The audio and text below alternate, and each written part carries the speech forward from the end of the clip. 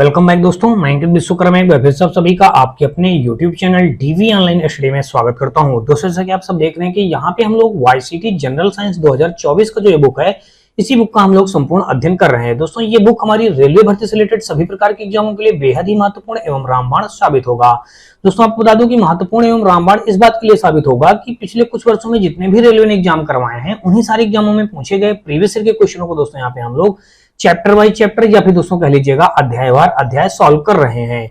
दोस्तों आपको बता दूं कि पिछले कुछ वर्षों में रेलवे ने एग्जाम करवाए हैं, जैसे कि दोस्तों रेलवे ग्रुप डी, एनटीपीसी का stage first and second, ALP का stage first and second, RRB JE, paramedical, RPF, SI और कांस्टेबल। दोस्तों इन सारे एग्जामों में पूछे गए प्रीवियस ईयर के क्वेश्चनों को दोस्तों यहाँ पे हम लोग चैप्टर वाइज चैप्टर सॉल्व कर रहे हैं। दोस्तों आपको एक चीज बता दूं कि इस बुक का हम लोगों ने बायोलॉजी पोर्शन पूरा कंप्लीट कर पढ़ लिया है, और दोस्तों इस समय जो पढ़ रहे हैं हम लोग फिजिक्स यानी कि भौतिक विज्ञान पढ़ रहे हैं, वो भी भौतिक विज्ञान का आज हम लोग पार्ट 11 पढ़ेंगे। और इस पार्ट 11 में टोटल दोस्तों हम लोग 684 नंबर से लेकर के 755 नंबर तक के क्वेश्चनों को बहुत ही सिंपल और सरल तरीके से हल करना सीखेंगे।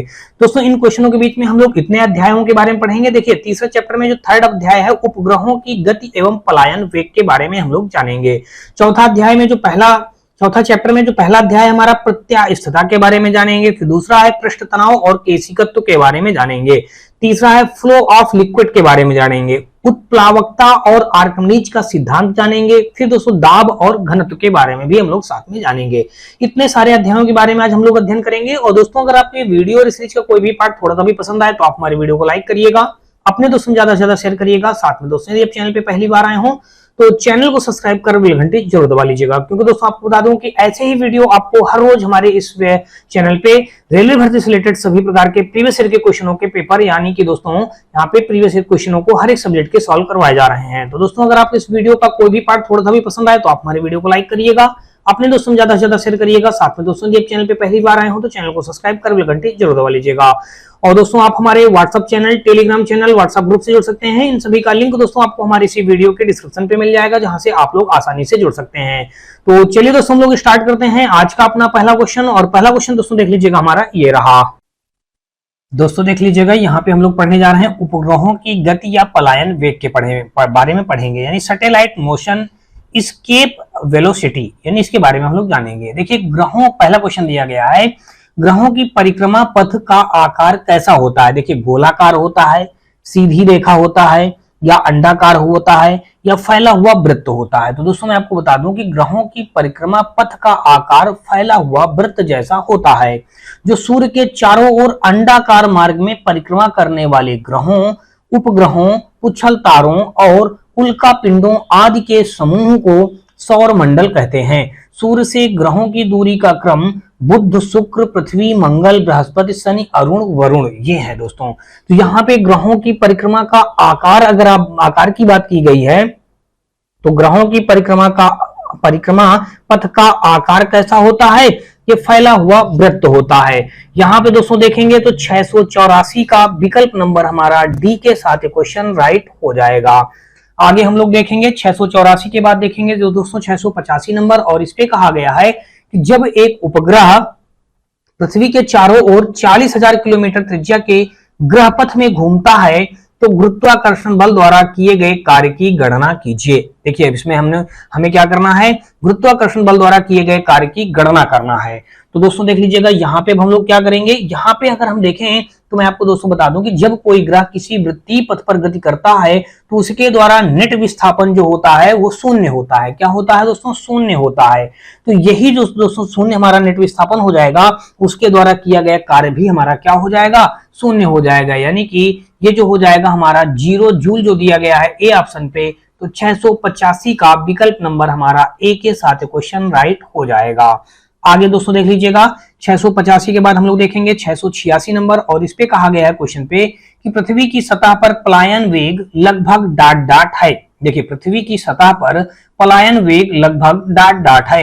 देखिए 11 यहाँ पे दिया गया 13.8 किलोमीटर प्रति सेकंड, फिर अगला दिया गया 11.2 किलोमीटर प्रति सेकंड दिया गया है, फिर 21.3 किलोमीटर प्रति सेकंड दिया गया है, फिर 4.3 किलोमीटर प्रति सेकंड दिया गया है। तो 686 का देखेंगे दोस्तों तो यहाँ पे जो हमारा दिया होता है, देखिए पृथ्वी की सतह पर पलायन वेग लगभग दोस्तों कितना होता है, 11.2 किलोमीटर प्रति सेकंड होता है।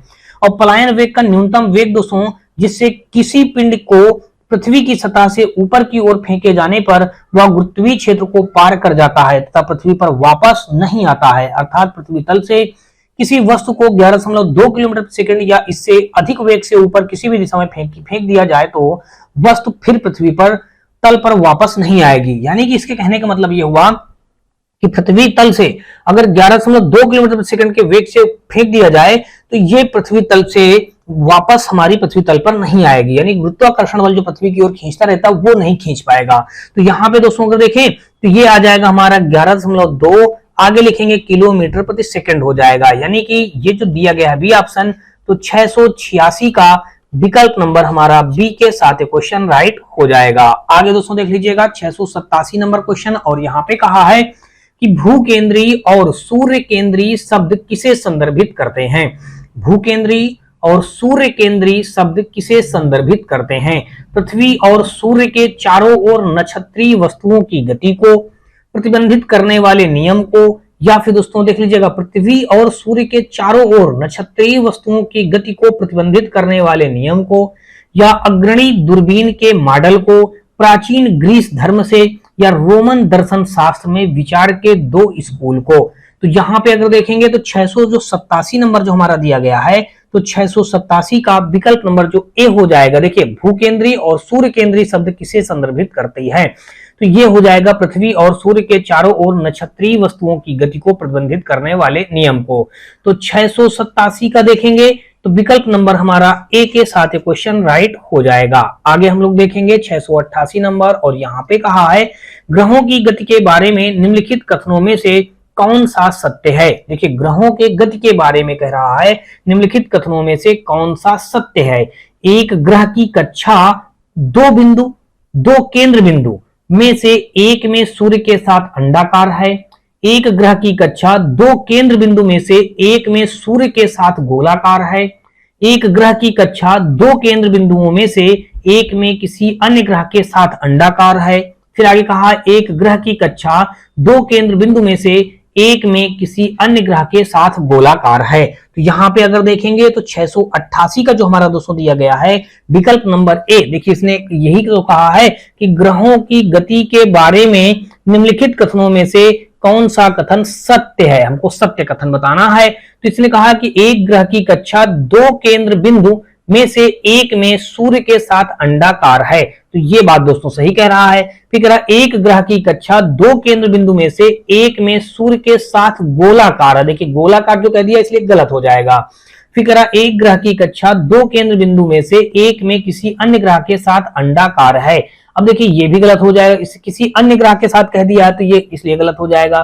फिर यहाँ पे किसी अन्य ग्रह के साथ कह दिया ना। फिर कह रहा एक ग्रह की कक्षा दो केंद्र बिंदुओं में से एक में किसी अन्य ग्रह के साथ गोलाकार है।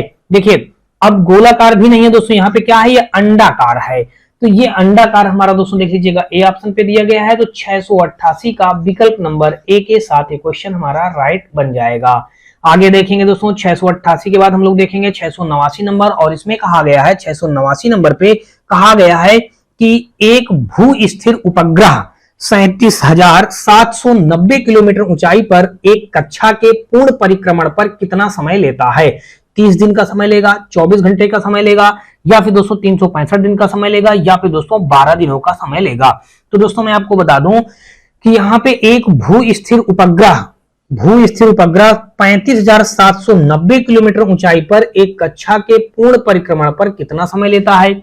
यदि किसी कृत्रिम उपग्रह की पृथ्वी तल से इतनी ऊंचाई हो कि इसका परिक्रमण काल ठीक पृथ्वी के अच्छी गति के परिक्रमण काल 24 घंटे के बराबर हो तो वह उपग्रह पृथ्वी के सापेक्ष स्थिर रहेगा। इस प्रकार के उपग्रह को तुल्यकालिक उपग्रह या भूस्थायी उपग्रह कहते हैं। एक भूस्थिर उपग्रह को अपनी कक्षा पूर्ण परिक्रमण पर 24 घंटे का समय लगता है। तो दोस्तों यहाँ पे देखेंगे तो कुल मिलाकर के ये जो हो जाएगा हमारा 24 घंटा दिया गया है बी ऑप्शन। तो 689 का विकल्प नंबर हमारा बी के साथ क्वेश्चन राइट हो जाएगा।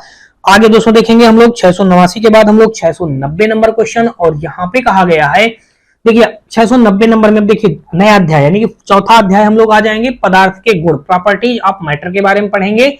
और इसमें जो पहला अध्याय दिया गया है इलास्टिसिटी यानी कि प्रत्यास्थता, इलास्टिसिटी यानी कि प्रत्यास्थता के बारे में पढ़ेंगे। अब देख लीजिएगा प्रत्यास्थता के बारे में जो पहला क्वेश्चन दिया गया है, कहा गया कि आकार में बदलाव के कारण, देखिए आकार में बदलाव के कारण शरीर द्वारा प्राप्त ऊर्जा को कहा जाता है गुरुत्वीय स्थितिज ऊर्जा कहा जाएगा, प्रत्यास्थ स्थितिज ऊर्जा कहा जाएगा, यांत्रिक ऊर्जा कहा जाएगा, मांसपेशी ऊर्जा कहा जाएगा। तो दोस्तों मैं आपको बता दूं, यहाँ पे प्रत्यास्थ स्थितिज ऊर्जा वह यांत्रिक ऊर्जा होती है जो उस पदार्थ के आयतन या आकार को विकृत करने के कारण उस पदार्थ के अंदर संग्रहित हो जाती है। इसे निम्नलिखित सूत्र से हम लोग व्यक्त करते हैं। देखिए इसका सूत्र क्या होता है, U बराबर हाफ के डेल स्क्वायर। देखिए ये होता है U बराबर हाफ के और यहाँ पे डेल और फिर यहाँ पे आगे लिखेंगे एक्स स्क्वायर, ये फार्मूला होता है। जहां पे दोस्तों देखेंगे जो के होता है, देखिए मैं आपको बता देता हूं, जहां के क्या होता है, देखिए जहां पे क्या क्या के क्या हो जाएगा, के नियतांक हो जाएगा, के क्या हो जाएगा, नियतांक हो जाएगा। और दोस्तों देख लीजिएगा के हमारा नियतांक हो जाएगा और उसके बाद अगर दोस्तों देखेंगे तो एक्स क्या हो जाएगा, एक्स हमारा विकृति की माप हो जाएगा। देखिए यहाँ पे हम लिखेंगे विकृति की, आगे दोस्तों लिख दीजिएगा माप, देखिए विकृति की माप हो जाएगा। तो ये सारी चीजें हैं। तो यहाँ पे जो हमारा क्वेश्चन का राइट आंसर हो जाएगा, यहाँ पे देख लीजिएगा प्रत्यास्थ स्थितिज ऊर्जा हो जाएगा। ये स्थितिज ऊर्जा का एक प्रकार का सूत्र है दोस्तों, देख लीजिएगा आकार में बदलाव के कारण शरीर द्वारा प्राप्त ऊर्जा को कहा जाता है स्थितिज ऊर्जा। नहीं, मैंने अभी आपको बताया कि प्रत्यास्थ जो होता है वो स्थितिज ऊर्जा वह यांत्रिक ऊर्जा है जो उस पदार्थ के आयतन या आकार को विकृत करने के कारण उस पदार्थ को अंदर संग्रहित हो जाती है। तो यहाँ पे क्या हो जाएगा, प्रत्यास्थ स्थितिज ऊर्जा हो जाएगा। तो 690 का देखेंगे तो विकल्प नंबर हमारा बी के साथ क्वेश्चन राइट हो जाएगा।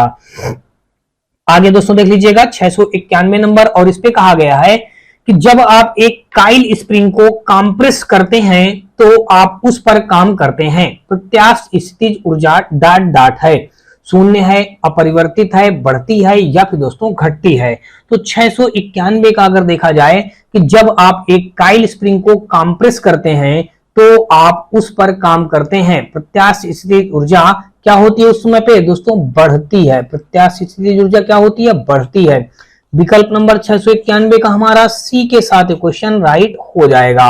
आगे हम लोग देखेंगे 691 के बाद दोस्तों देखेंगे 692 नंबर, और इस पे कहा गया है कि सीजीएस प्रणाली में विकृति की इकाई है। देखिए कितना अच्छा चीज यहाँ पूछ लिया गया और ये पेपर में अक्सर पूछा जाता है कि सीजीएस प्रणाली में विकृति की इकाई है। तो विकृति की जो इकाई हो जाएगी दोस्तों वो हो जाएगा, कोई भी विकृति की कोई भी इकाई नहीं होती है। यानी कि 692 का देखेंगे तो विकल्प नंबर जो सी दिया गया है वही हमारा इस क्वेश्चन का राइट आंसर हो जाएगा। यानी कि विकृति जो होता है सीजीएस प्रणाली में विकृति की इकाई कोई इकाई नहीं होती है, ये दिया गया है सी ऑप्शन में। तो 692 का विकल्प नंबर हमारा सी के साथ क्वेश्चन राइट हो जाएगा। आगे दोस्तों देख लीजिएगा 693 नंबर, और इस पे कहा है कि बिना भंजन के पदार्थ की विकृति होने की योग्यता कहलाती है। देखिए बिना भंजन के पदार्थ की विकृत होने की योग्यता कहलाती है लचीलापन, सरकन, सुघट्यपन या प्रत्यास्थपन। देख लीजिएगा बिना भंजन के पदार्थ की विकृत होने की योग्यता कहलाती है। तो ये इसमें दोस्तों क्या कहलाएगा, देखिए मैंने आपको बताया 4 ऑप्शन, तो इन 4 ऑप्शनों में से जो हो जाएगा बिना भंजन के पदार्थ की विकृत होने की योग्यता सुघट्यपन कहलाएगा। तो 693 का विकल्प नंबर हमारा सी के साथ क्वेश्चन राइट हो जाएगा। आगे दोस्तों देख लीजिएगा 694 नंबर, और इस पे कहा गया है कि पूर्णतः प्रत्यास्थ वस्तुओं का प्रत्यास्थापन गुणांक कितना होता है। पूर्णतः प्रत्यास्थ वस्तुओं का प्रत्यास्थापन गुणांक कितना होता है, 0 होता है, 0.5 होता है, 1.0 होता है, 0.25 होता है। तो 694 का अगर दोस्तों देखेंगे तो विकल्प नंबर हमारा जो दिया गया है, देखिए पूर्णतः प्रत्यास्थ वस्तुओं का प्रत्यास्थापन गुणांक कितना होता है, तो 1.0 होता है। तो 694 का विकल्प नंबर हमारा सी के साथ क्वेश्चन राइट हो जाएगा। आगे दोस्तों देख लीजिएगा 695 नंबर पे आ जाएंगे हम लोग। देख लीजिएगा यहाँ पे दिया गया है, अब हम लोग नया चैप्टर यहाँ पे आ रहा है। देखिए सरफेस टेंशन या कैपिलैरिटी दिया गया है, यानी कि कैपिलैरिटी यानी कि केशिकत्व, सरफेस टेंशन दोस्तों यानी पृष्ठ तनाव। देखिए यहाँ पे पहला क्वेश्चन दिया गया है, इंपॉर्टेंट क्वेश्चन है, एनटीपीसी में 2 बार पूछा गया है। और देख लीजिएगा एक तो 2016 में पूछा गया है और फिर दोबारा भी 2016 में ही पूछा गया था। कह रहा एक ब्लॉटिंग पेपर स्याही कैसे सोखता है? बात पहले समझना, कहा गया कि एक ब्लॉटिंग पेपर स्याही कैसे सोखता है, तो ये आपको बता दूं केशिका या कैपिलरी क्रिया के कारण सोखता है। किसके अंतर्गत? देखिए एक ब्लॉटिंग पेपर, देखिए इसने ये तो कहा एक ब्लॉटिंग पेपर स्याही कैसे सोखता है, ये दोस्तों केशिका या कैपिलरी क्रिया के कारण सोखता है। तो 695 का देखेंगे तो विकल्प नंबर हमारा बी के साथ क्वेश्चन राइट हो जाएगा। अब दोस्तों देख लीजिए कि इसके बारे में कुछ थ्योरिकल मैं आपको बता दे रहा हूं, यानी कि केशिका क्रिया या केशिकत्व होता क्या है। केशिका जो लिखा है इसका मतलब केशिकत्व या फिर कैपिलरी आप कह सकते हैं, ठीक है ना। किसी ठोस पदार्थ में संपर्क में रहने वाले द्रव की वह क्रिया जिसमें द्रव के अणुओं के एक दूसरे के प्रति और ठोस के अणुओं के प्रति आकर्षण के फलस्वरूप द्रव का पृष्ठ उठता या गिरता है, इसी क्रिया द्वारा ही ब्लॉटिंग पेपर स्याही सोखता है। देखिए फिर समझ लीजिएगा, किसी ठोस पदार्थ के संपर्क में रहने वाले द्रव की वह क्रिया जिसमें द्रव के अणुओं के एक दूसरे के प्रति और ठोस के अणुओं के प्रति आकर्षण के फलस्वरूप द्रव का पृष्ठ उठता या गिरता है, इसी क्रिया द्वारा ही ब्लॉटिंग पेपर स्याही सोखता है। इसका एक अन्य उदाहरण, यदि पानी के गिलास में एक पतली खुली नलिका डाली जाए तो केशिकत्व के कारण ही नली में पानी का स्तर गिलास के पानी के स्तर से ऊपर आ जाता है। तो ये दोस्तों क्या हो जाएगा? केशिका यानी कैपिलरी क्रिया यानी कि केशिकत्व, ठीक है ना। कैपिलरी मतलब दोस्तों केशिकत्व के कारण। तो यहाँ पे आपको समझ में आ गया ब्लॉटिंग पेपर स्याही कैसे सोखता है, केशिकत्व के कारण। जैसे आप देखते होंगे लालटेन आप जानते हैं, तो लालटेन में जो उसका बाती पड़ी होती है वो तेल को ऊपर कैसे पहुंचाती है, तो दोस्तों ये केशिकत्व के कारण पहुंचाता है, ठीक है ना। तो केशिकत्व यहाँ पे हो जाएगा हमारा इस क्वेश्चन का राइट आंसर। और आगे हम लोग देखेंगे करा मिट्टी का तेल, देखिए वही क्वेश्चन यहाँ पे आ गया। अभी जैसे जो मैंने बोला वही देखिए अगला क्वेश्चन देखने को मिल गया। कहा गया मिट्टी का तेल लालटेन बत्ती में इनमें से किस गुण के कारण ऊपर चढ़ता है? दोस्तों केशिकत्व के कारण चढ़ता है। 696 का विकल्प नंबर हमारा बी के साथ क्वेश्चन राइट हो जाएगा। चलिए भाई अगला क्वेश्चन देख लीजिएगा। और 696 के बाद हम लोग देखेंगे 697 नंबर, और इस पे कहा है कि एक द्रव की बूंद संयोजित होती है क्योंकि इसके कणों का आकर्षण इसका संभव क्षेत्रफल न्यूनतम करता है। इस परिघटना को कहा जाता है, पृष्ठ तनाव कहा जाएगा, आधिक्य कहा जाएगा, गुहिकायन कहा जाएगा या श्यानता कहा जाएगा। 697 का अगर दोस्तों देखेंगे तो यहाँ पे जो बताया गया कि एक द्रव की बूंद संयोजित होती है क्योंकि इसके कणों का आकर्षण इसका संभव क्षेत्रफल न्यूनतम करता है, इस परिघटना को कहा जाता है। तो इस परिघटना को दोस्तों हम लोग पृष्ठ तनाव कहते हैं। देखिए 697 के पृष्ठ तनाव यानी कि सरफेस टेंशन कहा जाएगा। तो ये दिया गया है ए ऑप्शन पे, तो विकल्प नंबर 697 का हमारा ए के साथ क्वेश्चन राइट हो जाएगा। देखिए द्रव के अंदर के अणु ससंजक बल के कारण अपने पड़ोसी अणुओं द्वारा आकर्षित होते हैं। द्रव का ऊपरी पृष्ठ स्वतंत्र होता है जिसे स्वतंत्र पृष्ठ कहा जाता है।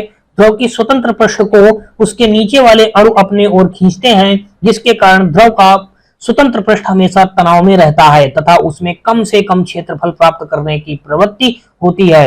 द्रव के पृष्ठ का यह तनाव ही पृष्ठ तनाव कहलाता है। तो यही दोस्तों हमारा 697 का विकल्प नंबर ए के साथ क्वेश्चन राइट हो जाएगा। आगे दोस्तों देख लीजिएगा।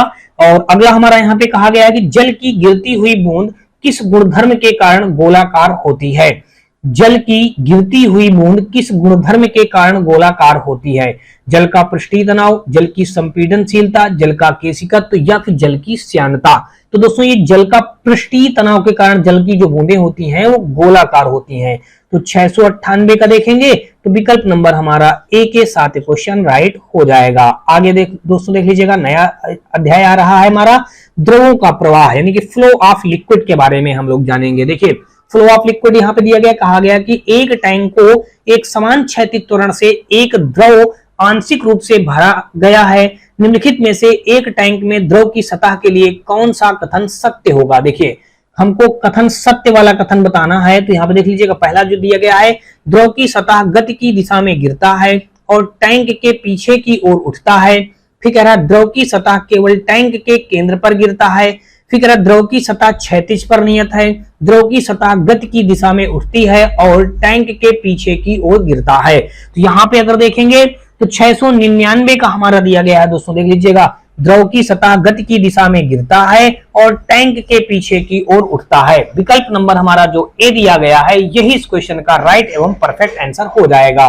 तो 699 का हमारा विकल्प नंबर ए के साथ ये क्वेश्चन राइट बन जाएगा। और अगला हम लोग देखेंगे 700 नंबर क्वेश्चन, और इस पे कहा गया है कि एक आदर्श तरल पदार्थ क्या कहलाता है। देखिए बहुत श्यानपूर्ण है, न्यूटन के श्यान नियम के अनुसार होता है, वडयूट प्रवाह में माना जाता है, घर्षण रहित और असंपीड्य होता है। तो 700 का अगर दोस्तों देखेंगे तो विकल्प नंबर जो दिया गया है, देखिए एक आदर्श तरल पदार्थ घर्षण रहित और असंपीड्य होता है, ये दिया गया है डी ऑप्शन पे। तो 700 का दोस्तों देखेंगे तो विकल्प नंबर हमारा डी के साथ क्वेश्चन राइट हो जाएगा।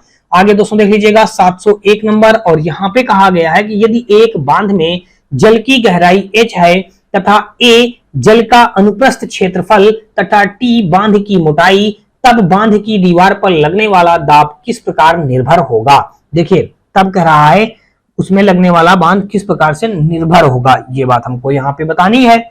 तो 701 नंबर दोस्तों देख लीजिएगा। तो देख लीजिएगा जल द्वारा बांध की दीवार पर लगाया गया क्षैतिज दाब अगर हम देखेंगे, देखिए यहां पे हम लिख दें जल द्वारा, देखिए हमने लिख दिया जल द्वारा बांध की दीवार पर, जल द्वारा बांध, आगे लीजिएगा की दीवार पर, बांध की दीवार पर लगाया गया क्षैतिज बल, बांध की दीवार पर लगाया गया, आगे लिख दीजिएगा दोस्तों क्षैतिज बल। देखिए क्षैतिज बल जब हम निकालेंगे तो क्षैतिज बल को हम दाब यानी कि बल को हम किससे पी से डिनोट करेंगे, यहाँ पे आ जाएगा हमारा, देखिए कह रहा ना कि गहराई h है और a जल का अनुप्रस्थ क्षेत्रफल है, t बांध की मोटाई है। तो देखिए यहाँ पे क्या हो जाएगा हमारा, ये हो जाएगा कुल मिलाकर के WH²। देखिए यहाँ पे क्या हो जाएगा WH², देखिए यहाँ पे बन जाएगा हमारा WH² अपान का दोस्तों हमारा हो जाएगा 2 हो जाएगा। तो इसको हम लिख सकते हैं P प्रोपोर्शनल यहाँ पे H² लिख सकते हैं, यानी कि ये हमारा इतना बन जाएगा। ये दोस्तों जो होता है जल द्वारा बांध की दीवार पर लगाया गया क्षैतिज दाब भरे जल की ऊंचाई पर निर्भर करता है। किस पर निर्भर करेगा दोस्तों, ऊंचाई पर। तो यहाँ पे दोस्तों किससे, देखिए ऊंचाई हमारा कहाँ पे दिया गया है, ये दिया गया है विकल्प नंबर हमारा देख लीजिएगा ऊंचाई पर निर्भर करेगा, जिसमें कहीं तो केवल ऊंचाई तो दिया नहीं गया। यहाँ पे देखिए ए हमारा क्या है, जल का अनुप्रस्थ क्षेत्रफल है और ये ऊंचाई, तो यहाँ पे इनमें से कोई नहीं इस क्वेश्चन का राइट आंसर हो जाएगा। तो 701 का दोस्तों देखेंगे तो विकल्प नंबर हमारा ए के साथ क्वेश्चन राइट हो जाएगा। आगे दोस्तों देख लीजिएगा 702 नंबर, और इस पे कहा गया है क्वेश्चन पे कि जब पानी से भरे हुए एक बीकर में एक कार्क और कील को रखा जाता है तो कार्क तैरता है जबकि कील डूब जाता है, इसके पीछे का कारण क्या होता है। तो देख लीजिएगा इसके पीछे का कारण क्या होता है। देखिए कार्क का घनत्व पानी के घनत्व से अधिक होता है, नहीं ये बात सही नहीं है। फिर कह रहा लोहे की कील का घनत्व पानी के घनत्व से अधिक होता है, हाँ इसलिए लोहे की कील क्या होती है, लोहे के कील का जो घनत्व होता है वो पानी के घनत्व से अधिक होता है, इसलिए लोहे की कील डूब जाती है, बल्कि कार्क जो होता है वो तैरता रहता है। अब लोहे की कील का द्रव्यमान कार्क के द्रव्यमान से अधिक हो, देखिए द्रव्यमान की कोई बात नहीं की तो कट हो जाएगा, कार्क का द्रव्यमान लोहे के, यहाँ भी द्रव्यमान की बात की कट हो जाएगा, यानी कि कुल मिलाकर देखेंगे तो 702 का हमारा विकल्प नंबर बी के साथ क्वेश्चन राइट हो जाएगा। देखिए यहाँ पे विकल्प नंबर हमारा क्या हो जाएगा, बी के साथ क्वेश्चन राइट हो जाएगा। और अगला हम लोग क्वेश्चन देखेंगे, यानी कि 702 का विकल्प नंबर हमारा 20 क्वेश्चन का क्या हो जाएगा, बी के साथ क्वेश्चन राइट हो जाएगा। आगे हम लोग दोस्तों देख लीजिएगा 703 नंबर क्वेश्चन पे दिया गया, कहा गया कि बर्नौली का प्रमेय डाट डाट के संरक्षण के सिद्धांत पर आधारित होता है। तो बर्नौली का जो प्रमेय होता है दोस्तों वो ऊर्जा के संरक्षण के सिद्धांत पर आधारित होता है, ऊर्जा के संरक्षण के सिद्धांत पर। तो ये देख लीजिएगा दिया गया डी ऑप्शन पे। तो 703 का विकल्प नंबर हमारा डी के साथ क्वेश्चन राइट हो जाएगा। आगे देखेंगे 704 नंबर, और इस पे कहा गया है हमारा कि एक दीवार, देखिए इसने क्या बताया कि एक दीवार द्वारा उत्पन्न बल क्या होगा जिस पर सामान्य रूप से 10 मीटर प्रति सेकंड की गति से पानी गिर रहा हो और निस्सरण 0.0001 मीटर क्यूब प्रति सेकंड हो। तो यहाँ पे दोस्तों क्या बताया गया है, पानी गिर रहा हो तो निस्सरण इतना हो। तो कह रहा है एक दीवार द्वारा उत्पन्न बल क्या होगा, हमको बल निकालना है। तो दोस्तों देख लीजिएगा यहाँ पे कहा गया है कि सबसे पहले दोस्तों देख लीजिएगा यहाँ पे जो दिया गया v हमारा दोस्तों देख लीजिएगा दिया गया है, ये दिया गया 10 मीटर प्रति सेकंड दिया गया है। तो ये जो हमारा दिया गया 10 मीटर प्रति सेकंड दिया गया है, v का वैल्यू ठीक है। और जो यहाँ पे दोस्तों देख लीजिएगा ये जो दिया गया है निस्सरण, ये हमारा क्या हो जाएगा, ये एक प्रकार से देख लीजिएगा q की वैल्यू है, क्या है दोस्तों, q की वैल्यू है। तो इसको हम लिख सकते हैं दोस्तों देख लीजिए q की वैल्यू लिख सकते हैं इसको 1 × 10⁻⁴ लिख सकते हैं। देखिए 1 2 3 4 दशमलव के बाद इसलिए माइनस लगा दिया इतना। आगे लिख दीजिएगा दोस्तों मीटर क्यूब, देखिए लिखा ना मीटर क्यूब प्रति सेकंड लिखा है, तो मीटर क्यूब प्रति सेकंड लिख दीजिएगा, इतनी बात हो गई। अब दोस्तों देख लीजिएगा अब हमारा जो फार्मूला होता है, फार्मूला हमारा ये होता है F बराबर PGQ होता है। F बराबर, देखिए फार्मूला जो हमारा होता है वो F बराबर होता है, यानी कि रो, यानी कि आप कह सकते हैं इसको रो GH। देखिए यहां पे हो जाएगा रो, इसको आप कह दीजिएगा रो, यहाँ पे हमारे इसको रो GH, ये हमारा फार्मूला हो जाएगा। रो जी क्यू हो जाएगा, क्या हो जाएगा, रो जी और क्यू हो जाएगा। ठीक है, हमने रो जी क्यू रख दिया। तो यहाँ पे अगर दोस्तों देखेंगे तो यहाँ पे क्या हो गया, हमारा रो जी क्यू हो गया। अच्छा ये बात हो गई। देखिए रो का मान यहाँ पे हम क्या रखेंगे, तो रो का मान दोस्तों आपको बता दूं कि 1000 लिया जाता है दोस्तों। क्या हो जाएगा, यहाँ पे अगर देखेंगे तो इसका मान आप 1000 रख देंगे। ठीक है ना, यहाँ पे देख लीजिएगा इसका मान हम क्या रखेंगे, 1000 रखा जाएगा। तो इसको हटा दीजिएगा दोस्तों। यहाँ पे अगर देखेंगे तो ये हो जाएगा हमारा 1000 हो जाएगा। तो देख लीजिएगा यहाँ पे हमारा हो जाएगा ये 1000। जी का मान दोस्तों हमारा 10 होता है। क्यू का मान दोस्तों अगर देखेंगे तो क्यू का मान 1 × 10⁻⁴ हो जाएगा। तो यहाँ पे अगर दोस्तों देखिए हल करेंगे तो यहाँ पे आ जाएगा 10⁴, ये हो जाएगा इंटू 10⁻⁻4 हो जाएगा। तो इतना हो गया, इतना न्यूटन। तो यहाँ पे F बराबर आ जाएगा हमारा 1 न्यूटन आ जाएगा। F बराबर क्या आ जाएगा हमारा, 1 न्यूटन आ जाएगा। तो ये हो जाएगा दोस्तों हमारा, देख लीजिएगा 704 का विकल्प नंबर हमारा क्या हो जाएगा, ए के साथ क्वेश्चन राइट हो जाएगा। आगे दोस्तों देख लीजिएगा 704 के बाद 705 नंबर, और यहाँ पे कहा है कि द्रवों में घर्षण को क्या कहा जाता है। तो द्रवों में जो हमारा घर्षण होता है उसको दोस्तों हम लोग क्या कहेंगे, श्यानता कहते हैं। देखिए द्रवों में घर्षण को क्या कहा जाता है, श्यानता कहा जाता है। ये हमारा 705 का विकल्प नंबर बी के साथ क्वेश्चन राइट हो जाएगा। द्रवों में घर्षण को श्यानता कहा जाता है। श्यानता तरल का वह गुण है जिसके कारण तरल उन बलों का विरोध करता है जो उसके स्वरूप को बदलना चाहते हैं। श्यानता को किसी द्रव अथवा गैस के आंतरिक घर्षण के रूप में देखा जा सकता है। यहाँ पे हो जाएगा 705 का विकल्प नंबर हमारा बी के साथ क्वेश्चन राइट हो जाएगा। और अगला दोस्तों देख लीजिएगा, यहाँ पे हमारा अगला अध्याय आ रहा है उत्प्लावकता और आर्किमिडीज का सिद्धांत, यानी कि बॉयंसी एंड आर्चिमेडेस और प्रिंसिपल, आर्चिमेड्स प्रिंसिपल, यानी कि ये हमारा नया चैप्टर जो स्टार्ट हो रहा है दोस्तों, इसके बारे में हम लोग पढ़ेंगे। आप देख लीजिएगा यहाँ पे दिया गया है। इस पे पहला क्वेश्चन जो दिया गया, कहा गया कि द्रव में पूर्णतया आंशिक रूप से डूबे हुए किसी पिंड पर ऊपर की ओर लगने वाला उत्प्लावन बल पिंड द्वारा विस्थापित द्रव के भार के बराबर होता है। यह कथन डाट डाट से संबंधित है। बच्चे को पता है कि जब कोई पिंड या द्रव, जब कोई पिंड किसी द्रव में पूर्ण या आंशिक रूप से डुबोया जाता है तो उसके द्वारा हटाए गए भार के बराबर, उसके मतलब विस्थापन द्वारा द्रव के भार के बराबर जो पिंड द्वारा मतलब या द्रव द्वारा नहीं, पिंड द्वारा विस्थापित द्रव और भार के बराबर जो होता है उसे हम लोग क्या कहते हैं, आर्किमिडीज का सिद्धांत कहते हैं। ये दिया गया दोस्तों विकल्प नंबर ए पे। तो 706 का हमारा विकल्प नंबर ए के साथ क्वेश्चन राइट हो जाएगा। तो ये बच्चे को पता है दोस्तों, यहाँ पे विकल्प नंबर हमारा क्या हो जाएगा, ए के साथ क्वेश्चन राइट हो जाएगा। और अगला देखेंगे दोस्तों 707 नंबर, इस पे कहा गया है कि उत्प्लावकता सिद्धांत के आधार पर जहाज पानी में तैरते हैं। सर्वप्रथम इस सिद्धांत की पहचान करने का श्रेय किस वैज्ञानिक को दिया जाता है, नील्स बोर को, केपलर को, आर्किमिडीज को, किन रूथरफोर्ड को। यानी कि उत्प्लावकता के सिद्धांत या उत्प्लावकता सिद्धांत के आधार पर जहाज पानी में तैरते हैं। सर्वप्रथम इस सिद्धांत की पहचान करने का श्रेय किस वैज्ञानिक को दिया जाता है, नील्स बोर को, केपलर को, आर्किमिडीज को, या फिर दोस्तों केन रूथरफोर्ड को। तो 707 का देखेंगे तो ये दिया गया है आर्किमिडीज, यानी कि विकल्प नंबर हमारा सी, यानी कि 707 का विकल्प नंबर हमारा सी के साथ क्वेश्चन राइट हो जाएगा। आगे दोस्तों देख लीजिएगा 708 नंबर, और इस पे कहा गया है कि निम्नलिखित में से कौन सा कारक किसी दिए गए द्रव्य में वस्तु पर कार्यरत उत्प्लावन बल के परिणाम पर निर्भर करता है। तरल पदार्थ का घनत्व और इसमें डूबी हुई वस्तु का द्रव्यमान, इसमें डूबी हुई वस्तु का वजन, तरल पदार्थ का घनत्व और इसमें डूबी हुई वस्तु का आयतन, इसमें डूबी हुई वस्तु का आकार। तो दोस्तों देख लीजिएगा 708 नंबर में जो हो जाएगा इस क्वेश्चन का जो राइट आंसर बन जाएगा वो हो जाएगा, देखिए निम्नलिखित में से कौन सा कारक किसी दिए गए द्रव्य में वस्तु पर कार्यरत उत्प्लावन बल के परिणाम पर निर्भर करता है।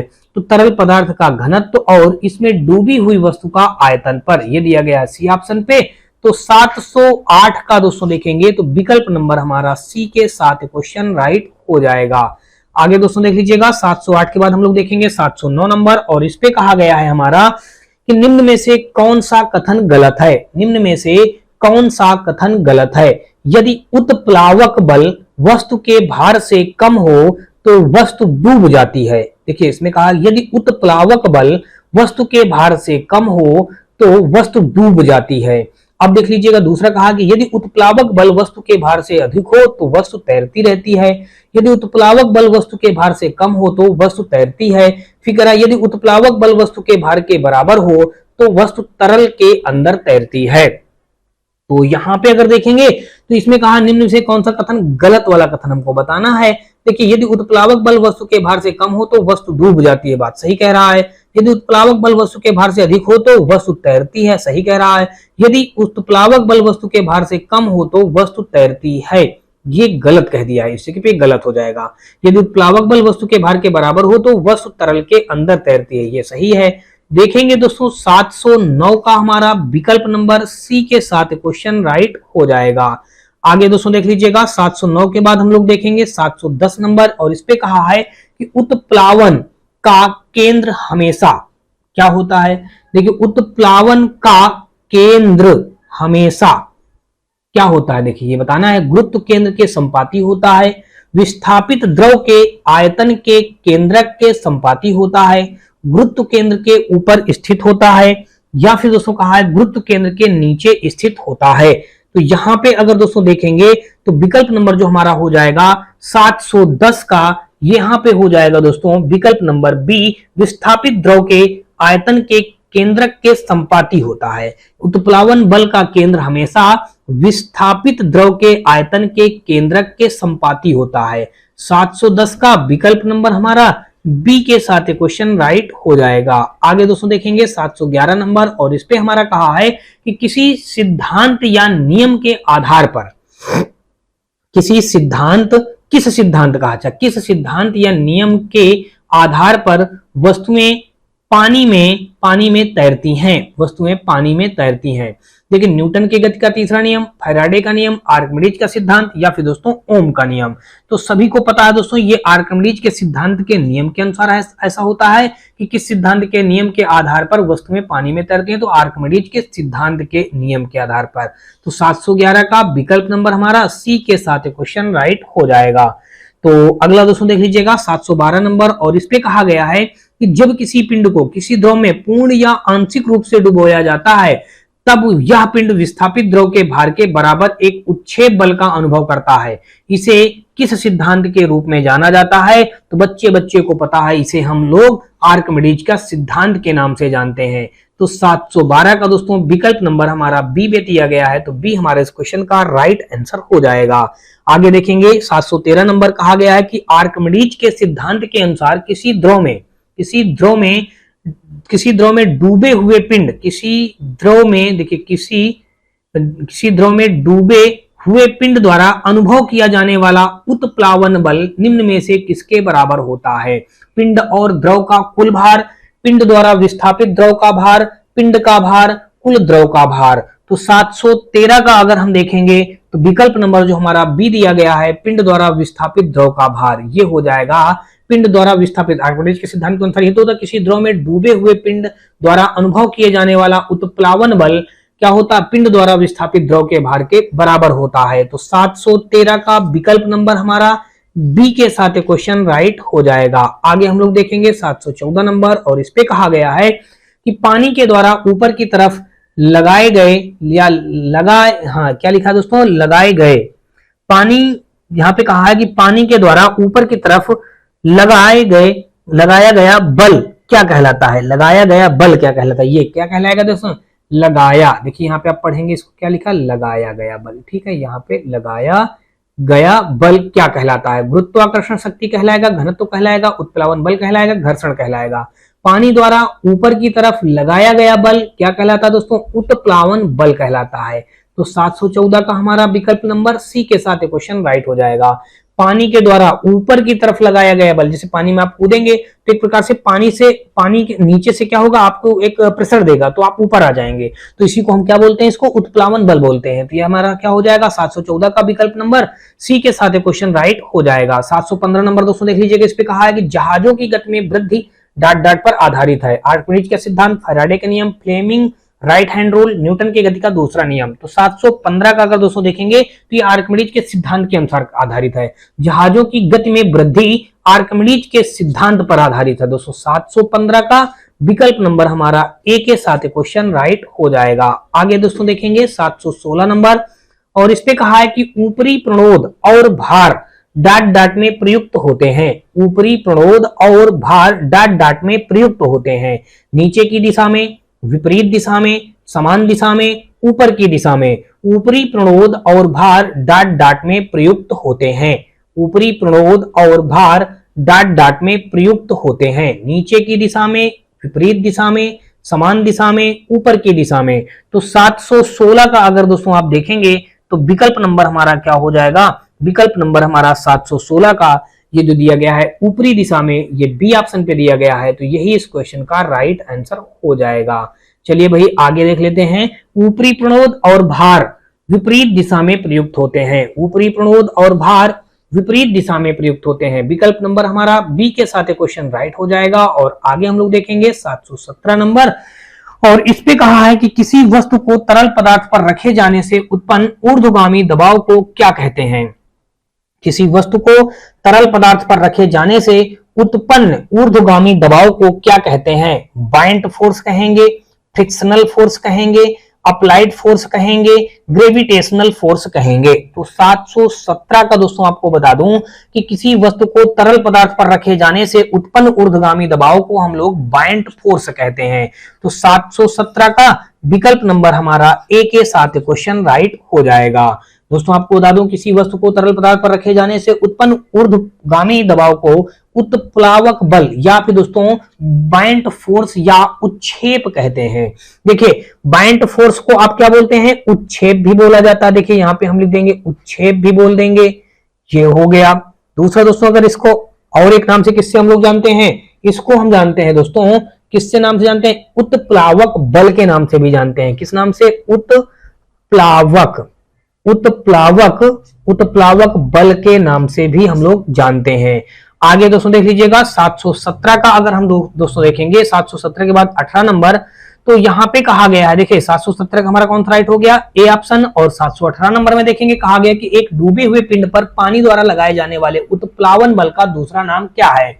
देखिए उत्प्लावन बल का दूसरा नाम क्या है, उत्क्षेप हम लोग बोलते हैं। अभी मैंने आपको पीछे बताया है, तो क्या बोलेंगे 718 का हमारा जो हो जाएगा उत्क्षेप बोला जाता है। 718 का दोस्तों विकल्प नंबर हमारा बी के साथ क्वेश्चन राइट हो जाएगा। आगे दोस्तों देख लीजिएगा 718 के बाद हम लोग देखेंगे 719 नंबर, और इस पे कहा गया है यदि आप एक गिलास को पानी और बर्फ से पूरी तरह भरते हैं और बर्फ पूरी तरह गल जाती है तो क्या होगा।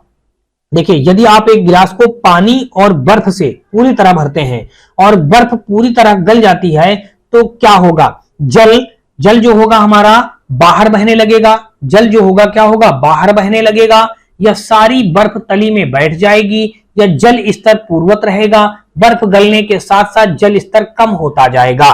तो बहुत ही अच्छा क्वेश्चन है दोस्तों, आप सबको पता होगा। इसमें जो होता है कि जल स्तर जितना पहले था उतना ही रहेगा। जल स्तर देखिए जैसे आप कोई ग्लास में या बाल्टी में बर्फ का टुकड़ा डालेंगे तो बर्फ का टुकड़ा जो होगा कोई एक अपना आयतन घेर लेगी, जगह घेर लेगी।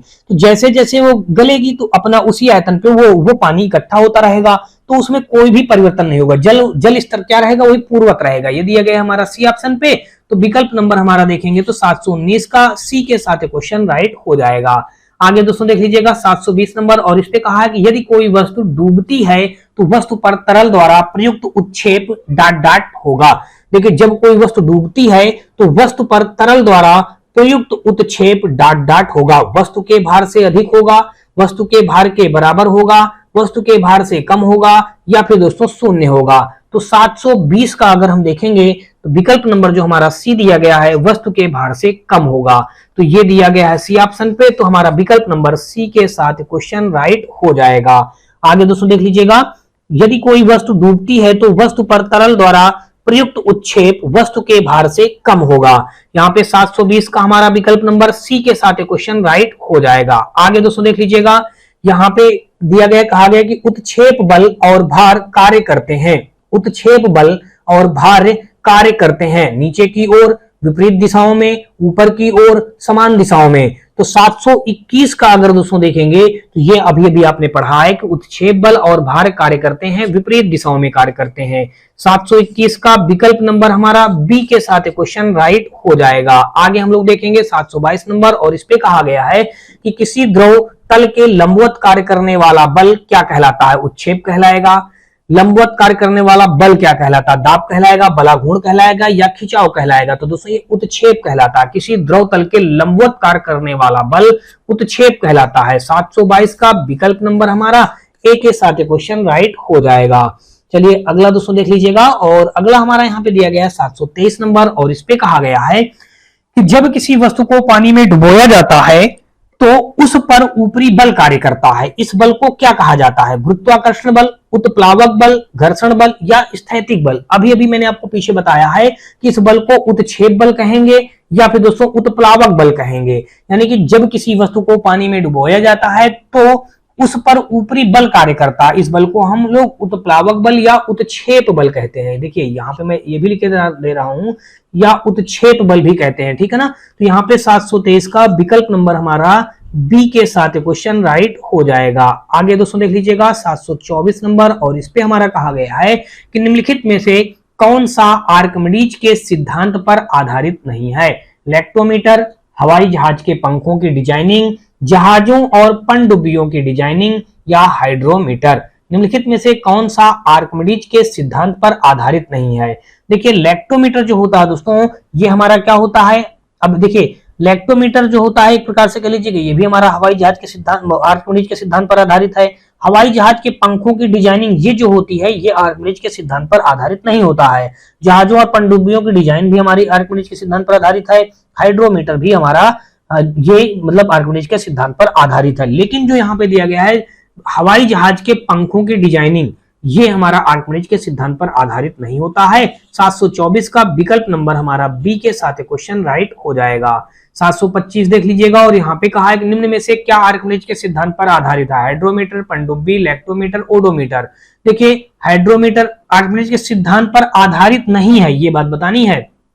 हाइड्रोमीटर भी आधारित है, लैक्टोमीटर भी आधारित है, पनडुब्बी भी आधारित है, लेकिन जो ओडोमीटर है ये हमारा आधारित नहीं होता है। क्या नहीं होता है? ओडोमीटर। ये दिया गया हमारा विकल्प नंबर डी पे।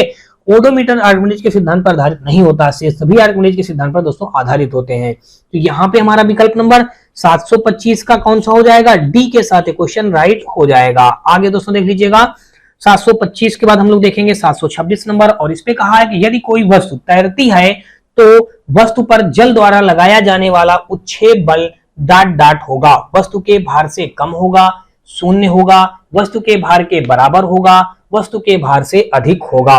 यदि कोई वस्तु तैरती है तो वस्तु पर जल द्वारा लगाया जाने वाला उत्क्षेप बल कहलाता है। तो ये दोस्तों उत्क्षेप बल क्या कहलाएगा? वस्तु के भार के बराबर कहलाएगा। जब कोई वस्तु तैरती है तो वस्तु पर जल द्वारा लगाया जाने वाला उत्क्षेप बल वस्तु के भार के बराबर होता है। 726 का विकल्प नंबर हमारा सी के साथ क्वेश्चन राइट हो जाएगा। 727 नंबर दोस्तों देख लीजिएगा, यहाँ पे कहा है कि जब एक पिंड को किसी तरल में पूरी तरह से या आंशिक रूप से डुबोया जाता है तब उस पर ऊर्ध्व दिशा में एक बल प्रयुक्त होता है जो उस पिंड द्वारा विस्थापित किए गए तरल के भार के बराबर होता है। यह किस नियम द्वारा स्पष्ट होता है? या आर्किमिडीज के सिद्धांत द्वारा, लेंज का नियम, पाउली का अपवर्जन नियम, या फिर दोस्तों फैराडे का नियम? तो दोस्तों मैं आपको बता दूं कि जब एक पिंड को किसी तरल में पूरी तरह से या आंशिक रूप से डुबोया जाता है तब उस पर ऊर्ध्व दिशा में एक बल प्रयुक्त होता है जो उस पिंड द्वारा विस्थापित किए गए तरल के भार के बराबर होता है। यह आर्किमिडीज का सिद्धांत होता है दोस्तों। 727 का विकल्प नंबर हमारा ए के साथ क्वेश्चन राइट हो जाएगा। आगे दोस्तों देख लीजिएगा 728 नंबर, और इस पे कहा है कि उत्प्लावन बल का परिणाम तरल के डाट डाट पर निर्भर करता है, द्रव्यमान पर, घनत्व पर, आयतन पर, या फिर दोस्तों तापमान पर। तो ये जो हमारा होता है दोस्तों ये तरल के घनत्व पर निर्भर करता है। किस पे? देखिए तरल के घनत्व पर निर्भर करता है। ये हो जाएगा 728 का विकल्प नंबर हमारा बी के साथ क्वेश्चन राइट हो जाएगा। आगे दोस्तों देख लीजिएगा 728 के बाद हम लोग देखेंगे 729 नंबर, और इस पे कहा है कि उत्प्लावन बल का डॉट डॉट द्रव के घनत्व और आयतन पर निर्भर करता है। देखिए द्रव के घनत्व या उस पर निर्भर करता है। देखिए यहाँ पे जो पहला लिखा है, पहला जो लिखा है दिशा लिखा हुआ, क्या लिखा है दिशा, यहाँ पे आप क्या लिख देंगे दिशा लिख देंगे। दूसरा जो हमारा है दोस्तों ये शक्ति है लिखा हुआ, क्या लिखा है शक्ति, और अगला आपको परिणाम और ऊर्जा, ये बातें तो सारी समझ में आपको आ ही रही हैं। तो यहाँ पे अगर दोस्तों अब आप देखेंगे तो यहाँ पे हो जाएगा उत्प्लावन बल का द्रव के घनत्व और आयतन पर निर्भर करता है। दोस्तों किस पर निर्भर करता है, तो यहाँ पे अगर देखेंगे तो 729 का जो हमारा हो जाएगा वो परिणाम पर निर्भर करता है। यहाँ पे हो जाएगा उत्प्लावन बल जो होता है वो परिणाम द्रव के घनत्व व आयतन पर निर्भर करता है। यहाँ पे हम लिख देंगे दोस्तों परिणाम पर, परिणाम द्रव के घनत्व और आयतन पर निर्भर करता दिया गया है बी ऑप्शन पे। तो 729 का विकल्प नंबर हमारा बी के साथ क्वेश्चन राइट हो जाएगा। आगे दोस्तों देख लीजिएगा 729 के बाद हम लोग देखेंगे 730 नंबर, और इस पे कहा गया है दाब। अब हम लोग पढ़ेंगे प्रेशर के बारे में पढ़ेंगे, यानी कि दाब के बारे में। इस पे कहा गया है कि दबाव को डॉट डॉट से मापा जाता है, द्रव्यमान एवं घनत्व से, किए गए कार्य से, बल एवं क्षेत्रफल से, बल एवं दूरी से। तो 730 का दोस्तों यहाँ पे देख लीजिएगा ये होता है हमारा, देखिए दबाव बराबर होता है हमारा, दाब बराबर होता है बल बटे क्षेत्रफल होता है। तो बल एवं दोस्तों हम क्षेत्रफल से मापते हैं, क्योंकि दाब बराबर आप जानते हैं फार्मूला क्या होता है, बल बटे हमारा क्या होता है, बल बटे हमारा होता है क्षेत्रफल होता है। क्या होता है दोस्तों, बल बटे क्षेत्रफल होता है। तो ये हमारा क्या हो जाएगा, बल बटे क्षेत्रफल। दबाव को बल एवं क्षेत्रफल से मापा जाता है। ये दिया गया है 730 का सी ऑप्शन पे। तो 730 का विकल्प नंबर हमारा सी के साथ क्वेश्चन राइट हो जाएगा।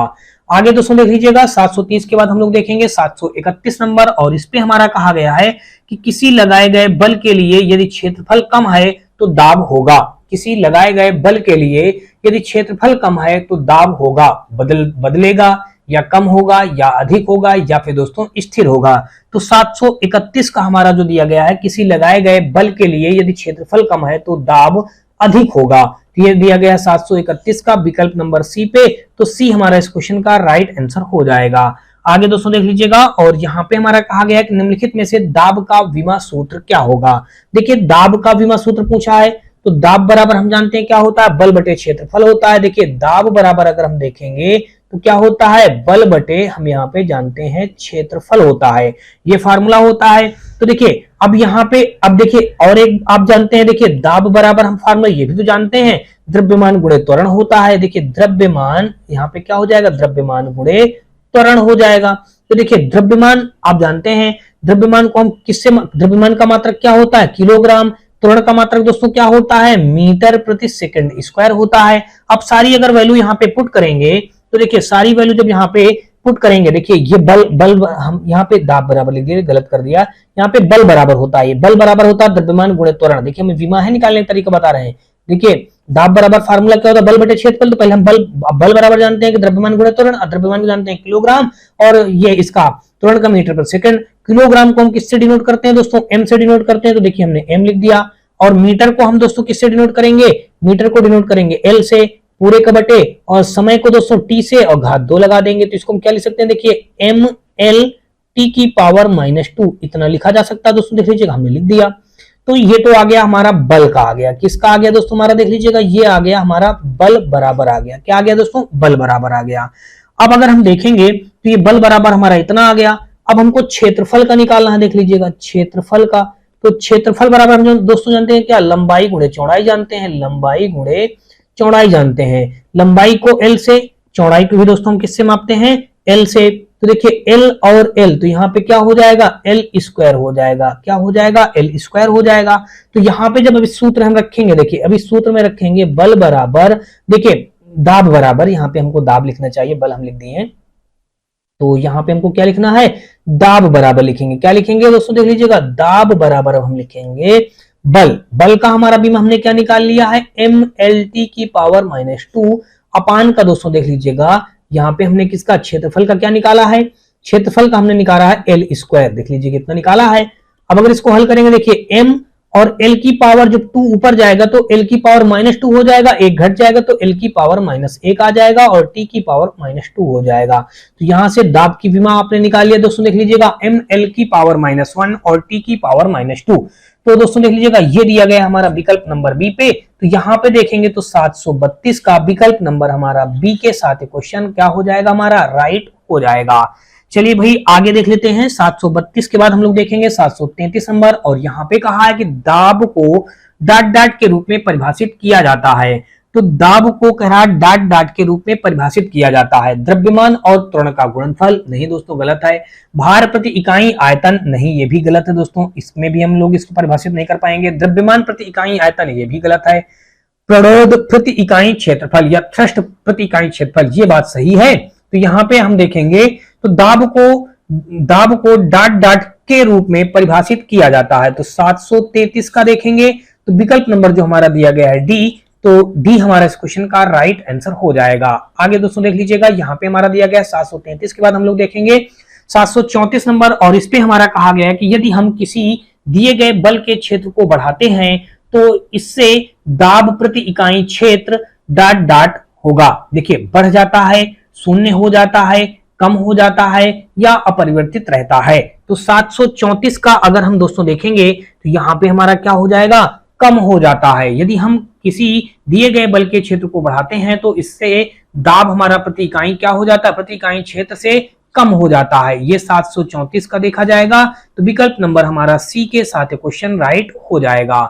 आगे हम लोग देखेंगे 734 के बाद हम लोग देखेंगे 735 नंबर, और इस पे कहा गया है कि जैसे ही एक तरल पदार्थ की मुक्त सतह से गहराई बढ़ती है तो तरल द्वारा डाला गया दबाव क्या कहलाता है। शून्य हो जाता है, कम हो जाता है, बढ़ जाता है या फिर दोस्तों अपरिवर्तित रहता है। तो 735 का अगर हम देखेंगे तो विकल्प नंबर जो हमारा सी दिया गया है ये बढ़ जाता है। देखिए 735 का हम देखेंगे क्या हो जाएगा, बढ़ जाएगा। विकल्प नंबर हमारा सी के साथ क्वेश्चन राइट हो जाएगा।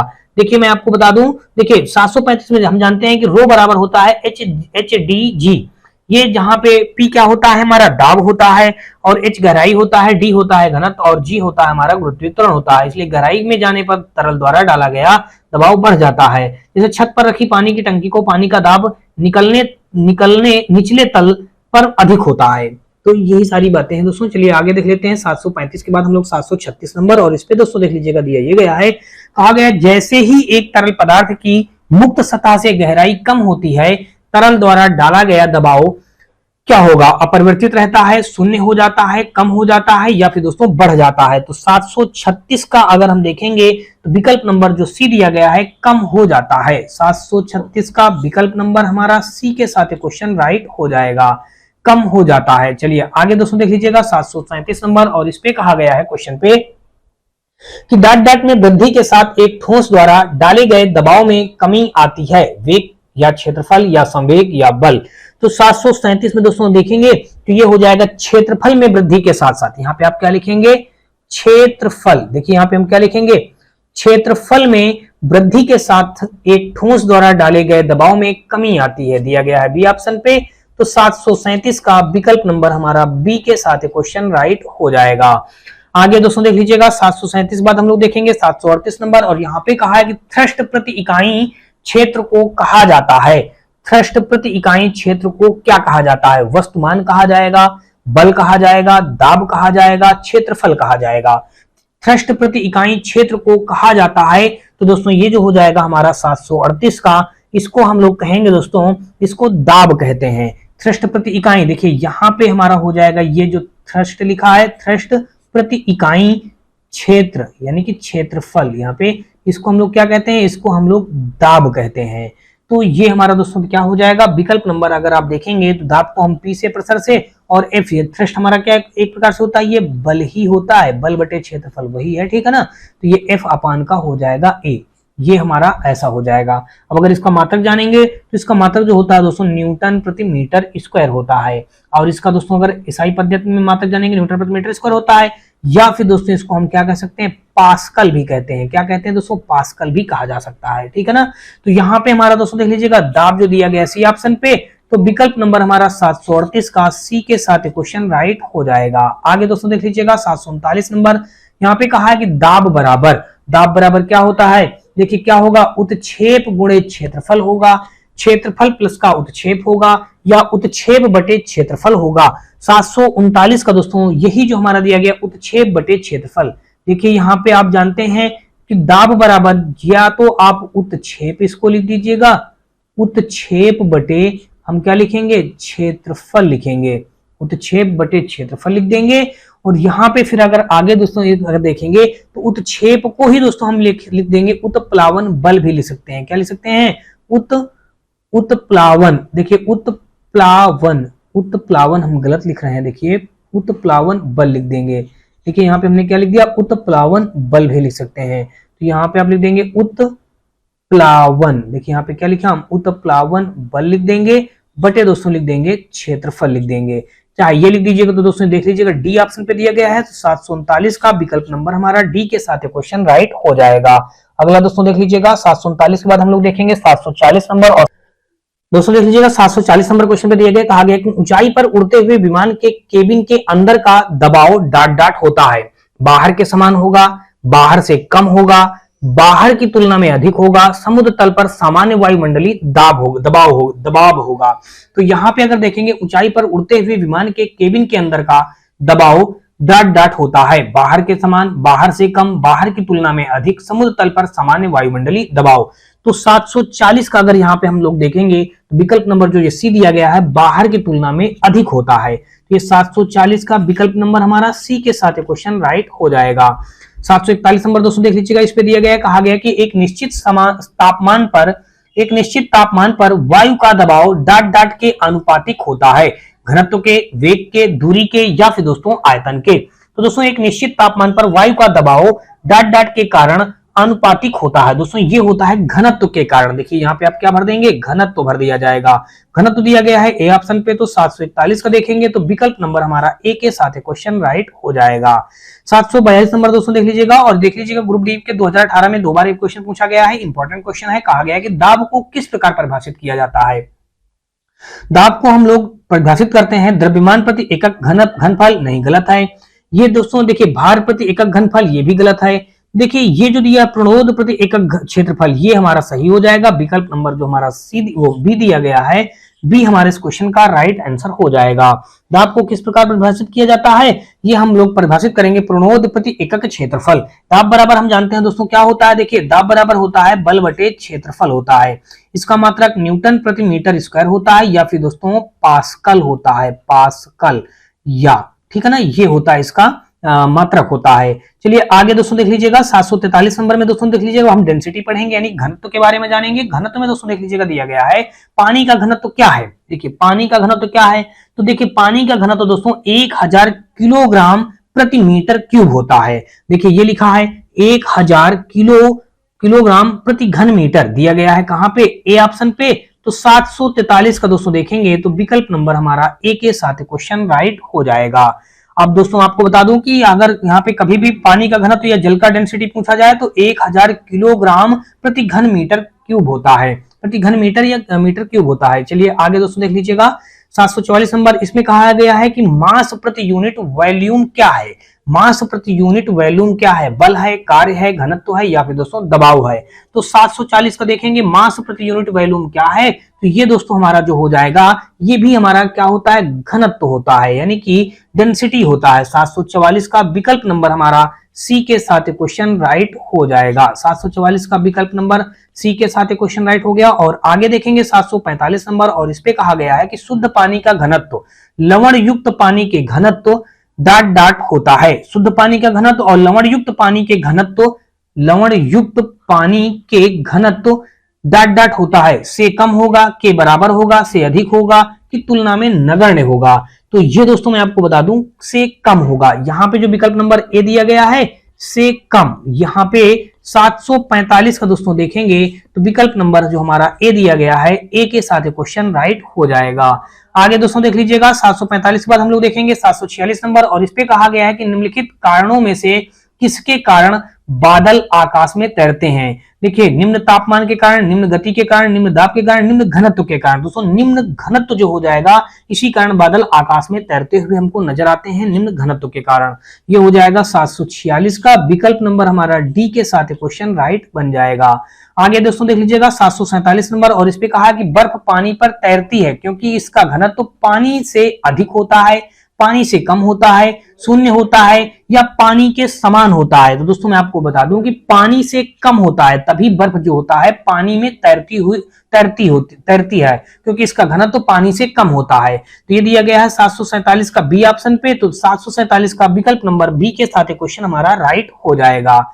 आगे दोस्तों देख लीजिएगा, हमारा दिया गया है, कहा गया है 748 नंबर पे कहा गया है कि एक पदार्थ के घनत्व को डाट के रूप में परिभाषित किया जाता है। द्रव्यमान प्रति इकाई आयतन के, द्रव्यमान और त्वरण का गुणनफल, प्रणोद। देखिए, एक पदार्थ का घनत्व पूछा गया है ना, घनत्व को डाट के रूप में परिभाषित किया जाता है। तो एक पदार्थ के घनत्व को डाट के रूप में मतलब परिभाषित किया जाता है। तो द्रव्यमान प्रति इकाई आयतन देखिए दिया गया है ए ऑप्शन पे। तो यहाँ पे 748 का अगर आप देखेंगे तो विकल्प नंबर हमारा ए के साथ क्वेश्चन राइट हो जाएगा। तो यहाँ पे दोस्तों देख लीजिएगा, घनत्व यानी डेंसिटी बराबर हमारा, घनत्व को हम ये रो से डिनोट करते हैं, ये घनत्व बराबर हमारा क्या हो जाएगा, ये हो जाएगा दोस्तों द्रव्यमान बटे आयतन। देखिए द्रव्यमान यहाँ पे हम लिख देंगे द्रव्यमान, द्रव्यमान को हम एम से डिनोट करेंगे और आयतन को दोस्तों हम जानते हैं वी से डिनोट करते हैं, यहाँ पे लिख देंगे वी। तो ये हो जाएगा हमारा फार्मूला बन जाएगा। देखिए यहाँ पे हमारा क्या हो जाएगा, ये हमारा एम है, ठीक है ना, ये बन जाएगा। तो विकल्प नंबर हमारा ए के साथ क्वेश्चन राइट हो जाएगा। और अगला देखेंगे 749 नंबर पे कहा गया कि पदार्थ के एक एकांक आयतन के द्रव्यमान को क्या कहा जाता है? घनत्व कहा जाएगा, दाब कहा जाएगा, उत्प्लावन कहा जाएगा, या फिर दोस्तों बल कहा जाएगा। पदार्थ के एक एकांक आयतन के द्रव्यमान को क्या कहा जाता है? तो इसको दोस्तों हम लोग कहेंगे घनत्व कहा जाता है। घनत्व दिया गया है विकल्प नंबर ए पे। तो 749 का विकल्प नंबर ए, जो भी पिछला क्वेश्चन पढ़े हैं सेम वही क्वेश्चन यहाँ पे भी ये दिया गया है। आगे दोस्तों देख लीजिएगा 750 नंबर पे, इस पे कहा गया है कि चांदी का आपेक्षिक घनत्व 10.8 है, पानी का घनत्व 10 क्यूब किलोग्राम मीटर की पावर -3 है, तो एसआई मात्रक में चांदी का घनत्व क्या होगा? तो दोस्तों देख लीजिएगा, चांदी का घनत्व पूछा गया है। तो यहाँ पे जो चांदी का घनत्व हो जाएगा दोस्तों देख लीजिएगा 10.8 इंटू 10 की घात 3 किलोग्राम मीटर की पावर -3, ये हमारा हो जाएगा। ये दिया गया है ए ऑप्शन पे। तो 750 का विकल्प नंबर हमारा ए के साथ क्वेश्चन राइट हो जाएगा। आगे दोस्तों देख लीजिएगा 750 के बाद हम लोग देखेंगे 751 नंबर, और इस पे कहा गया है कि घनत्व निम्नलिखित में से किसका अनुपात है? घनत्व निम्नलिखित में से किसका अनुपात है? तो घनत्व हमारा द्रव्यमान बटे आयतन का अनुपात है। देखिए घनत्व बराबर, अभी पीछे मैंने बताया है, घनत्व को हम इससे डिनोट करेंगे। घनत्व बराबर हमारा होता है द्रव्यमान। देखिए द्रव्यमान को हम m से डिनोट करते हैं, बटे हम आयतन को हम v से डिनोट करेंगे। तो ये हमारा फार्मूला बनता है। तो 751 का विकल्प नंबर हमारा सी के साथ क्वेश्चन राइट हो जाएगा। आगे दोस्तों देख लीजिएगा 752 नंबर, और इस पे कहा गया है कि निम्न में से किसका घनत्व जल के घनत्व से अधिक होता है? जल के घनत्व से अधिक होता है, कार्क का, बर्फ का, लोहे के कील का। तो दोस्तों लोहे के कील का जो होता है हमारा जल के घनत्व से अधिक होता है। तो 752 का अगर देखेंगे तो 752 का विकल्प नंबर हमारा जो सी दिया गया है कि जल मतलब किसका घनत्व जल के घनत्व से अधिक होगा, तो लोहे के कील का हो जाएगा। तो 752 का विकल्प नंबर हमारा सी के साथ क्वेश्चन राइट हो जाएगा। 753 नंबर में दोस्तों देख लीजिएगा, कहा गया है कि चांदी का घनत्व 10.8 गुणे 10 की पावर 3 किलोग्राम मीटर की पावर -3, और पानी का घनत्व 10 की पावर 3 किलोग्राम मीटर क्यूब है, किलोग्राम प्रति मीटर क्यूब है। तो चांदी का आपेक्षिक घनत्व ज्ञात कीजिए। देखिए चांदी का आपेक्षिक घनत्व जब हम निकालेंगे तो यहाँ पे देखिए क्या होता है, आपेक्षिक घनत्व बराबर, आप फार्मूला समझ लीजिएगा, आपेक्षिक घनत्व यहाँ पे हो जाएगा, आपेक्षिक घनत्व बराबर फार्मूला हो जाएगा हमारा चांदी का घनत्व बराबर बटे पानी का घनत्व। यहाँ पे आप लिख दीजिएगा चांदी का घनत्व। देखिए चांदी का, देखिए यहाँ पे हम लिख देंगे चांदी का घनत्व बटे, यहाँ पे हम क्या लिखेंगे, चांदी का घनत्व। यहाँ पे हम लिख देंगे चांदी का घनत्व बटे पानी का घनत्व, बटे पानी का, आगे लिख देंगे दोस्तों घनत्व, पानी का घनत्व। ये हो गया। अब देखिए यहाँ पे अगर देखेंगे तो चांदी का घनत्व कितना दिया गया है? चांदी का घनत्व दिया गया है 10.8 इंटू 10 की पावर 3, और यहाँ पे पानी का घनत्व कितना दिया गया है, 10 की पावर 3 दिया गया। देखिए ये से ये कट जाएगा तो 10.8 आ जाएगा। 10.8 हमारा दिया गया है कहाँ पे, 10.8। अब देख लीजिएगा यहाँ पे अगर देखेंगे तो किलोग्राम मीटर की पावर -3, किलोग्राम मीटर की पावर -3, ये पूरा पूरा आपस में कट जाएंगे। तो जब ये कट जाएंगे तो बचेगा केवल हमारा क्या, 10.8 ही तो बचेगा, बस यही हमारा बचेगा। देखिए दोनों के मात्रक जो होंगे आपस में कट जाएंगे। देखिए यहाँ पे दिया गया है किलोग्राम मीटर की पावर -3 और यहाँ भी हमारा दिया गया किलोग्राम मीटर की पावर -3, तो ये भी आपस में कट जाएंगे तो बचेगा क्या, केवल इतना ही बचेगा। ये दिया गया हमारा सी ऑप्शन पे, तो 753 का दोस्तों देखेंगे तो विकल्प नंबर हमारा सी के साथ क्वेश्चन राइट हो जाएगा। अगला दोस्तों देख लीजिएगा 754 नंबर, और इस पे कहा है कि सापेक्ष घनत्व डॉट डॉट के बराबर होता है। तो सापेक्ष घनत्व जो दोस्तों होगा वो कह रहा है किसके बराबर होगा, तो सापेक्ष घनत्व दोस्तों जो होता है वो हमारा पानी का घनत्व बटे पदार्थ का घनत्व, नहीं पदार्थ का घनत्व बटे पानी का घनत्व, ये हमारा सही है। 754 का दोस्तों देखेंगे तो विकल्प नंबर जो हमारा सी दिया गया है यही इस क्वेश्चन का राइट आंसर हो जाएगा।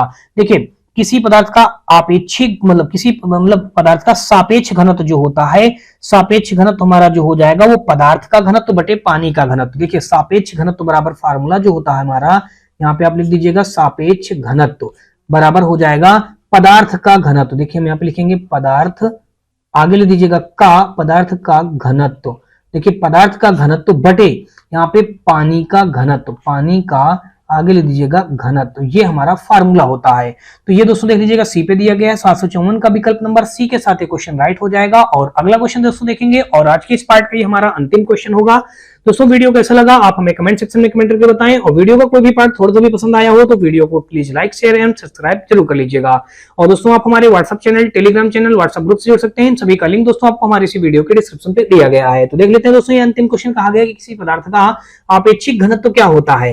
देखिए अभी भी आप लोगों ने पढ़ा है आपेक्षिक घनत्व बराबर होता है पदार्थ का घनत्व बटे पानी का घनत्व होता है, ये तो अभी आपने पढ़ा है। आपेक्षिक घनत्व कह रहा क्या होता है किसी पदार्थ का, तो अभी मैंने पीछे भी लिख के दिखाया है आपेक्षिक घनत्व बराबर हो जाएगा हमारा, आपेक्षिक घनत्व बराबर हो जाएगा पदार्थ का घनत्व। देखिए यहाँ पे हम लिख देंगे पदार्थ का घनत्व, पदार्थ का घनत्व बटे पानी का घनत्व, पदार्थ का घनत्व बटे पानी का आगे हम लिख देंगे घनत्व। तो ये हो जाएगा दोस्तों देख लीजिएगा पदार्थ का घनत्व बटे पानी का घनत्व दिया गया सी ऑप्शन पे, तो 755 का भी हमारा विकल्प नंबर सी के साथ क्वेश्चन राइट हो जाएगा। तो होप सो दोस्तों आपको अभी तक मेरे द्वारा बताए गए सारे क्वेश्चन अच्छी तरीके से समझ में आए होंगे। फिर भी दोस्तों आपको बता दूं कि किसी भी क्वेश्चन में किसी भी अगर कोई डाउटेड हो तो आप मुझे कमेंट सेक्शन में कमेंट करके बता सकते हैं। और दोस्तों यदि आप चैनल पे पहली बार विजिट कर रहे हो, चैनल पे आए हो तो चैनल को सब्सक्राइब कर बेल घंटी जरूर दबा लीजिएगा, क्योंकि दोस्तों आपको बता दूं कि यहाँ पे रेलवे भर्ती से रिलेटेड सभी प्रकार के सब्जेक्टों की तैयारी करवाई जा रही है, और यहाँ पे वही सारे क्वेश्चन सॉल्व करवाए जा रहे हैं दोस्तों किसी भी सब्जेक्ट में हो जो रेलवे भर्ती बोर्ड ने पिछले कुछ वर्षों में जितने भी एग्जाम करवाए हैं उन्हीं एग्जामों में पूछे गए प्रीवियस ईयर के क्वेश्चनों को यहाँ पे सॉल्व करवाया जा रहा है। तो कहीं ना कहीं दोस्तों आने वाले एग्जामों के लिए ये वीडियो और सीरीज हमारी बेहद ही महत्वपूर्ण एवं रामबाण साबित होगा। और दोस्तों आपको बता दूं कि आप हमारे WhatsApp channel, Telegram channel, WhatsApp group से जुड़ सकते हैं। इन सभी का लिंक दोस्तों आपको हमारी इसी वीडियो के डिस्क्रिप्शन पे मिल जाएगा, जहां से आप लोग आसानी से जुड़ सकते हैं। ग्रुप में जुड़ने से आपको ढेरों प्रकार के बेनिफिट मिलेंगे, जैसे कि दोस्तों ये सबसे पहले आपको क्लास नोट्स का पीडीएफ मिल जाएगा हल सहित। और दोस्तों आपको बता दूं कि आपको किसी भी प्रकार की कोई बुक वगैरह चाहिए तो उन सभी प्रकार की बुकों को भी फ्री ऑफ कॉस्ट आपको हमारे ग्रुपों से या हमारे चैनल से प्राप्त हो जाएगा। इसके अलावा दोस्तों आपको किसी भी सब्जेक्ट में कोई डाउटेड हो तो आप उसको भेज करके उसका सलूशन प्राप्त कर सकते हैं।